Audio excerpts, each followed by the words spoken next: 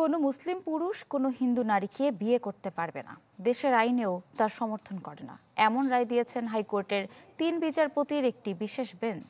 High court তার রায়ের পর্যবেক্ষণে বলেছেন, যে ঘটনার প্রেক্ষিতে এ রায় দেয়া হলেও তারা ঘোষণা দিয়ে তাদের ধর্ম বহাল রেখে বিয়ে করেছিলেন, যা পুরোটাই অবৈধ। মাসুদুর রহমানের রিপোর্ট।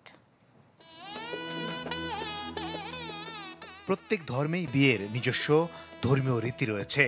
সে রীতি হোঁচট খায় অন্য ধর্মের কাউকে বিয়ে করলে।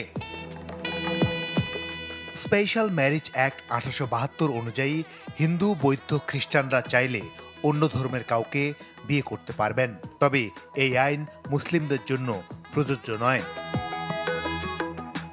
সম্প্রতি একটি বিশ্ববিদ্যালয়ের মুসলিম ও হিন্দু শিক্ষকের বিয়ে নিয়ে আলোচিত রায় দিয়েছেন হাইকোর্টের ৩ বিচারপতির একটি বিশেষ বেঞ্চ।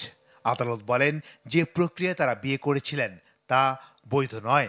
যেহেতু একজন মুসলিম পুরুষ স্পেশাল ম্যারেজ অ্যাক্ট 72 অনুযায়ী, অর্থাৎ মুসলিম পুরুষ এবং মুসলিম নারী উভয়, অর্থাৎ মুসলিমরা এই আইন অনুযায়ী এক্সক্লুডেড হয়েছে, তো সেহেতু এই বিয়ে বৈধ কোনো বিবাহ না।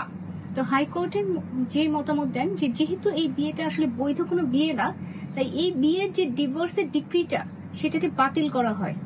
গেল বছর ভারতের মধ্যপ্রদেশ হাইকোর্টও এমন একটি রায় দেয়। বিয়ের স্বীকৃতি এবং নিরাপত্তা চেয়ে হিন্দু নারী ও মুসলিম যুবক দ্বারস্থ হলে আদালত বলেন, এ বিয়ে বৈধ নয়।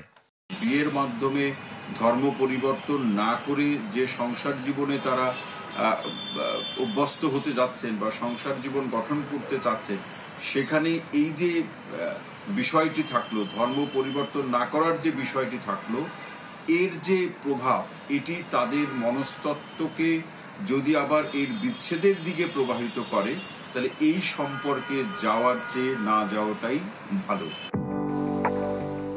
ভিন্ন জাত ও ধর্মের মানুষকে বিয়ের স্বীকৃতি দিয়ে 1872 সালে বিশেষ বিয়ে আইন প্রথম প্রণয়ন করে ব্রিটিশরা। নিবন্ধনের শর্ত জুড়ে দিয়ে 1954 সালে কিছুটা সংশোধন করা হয় তা।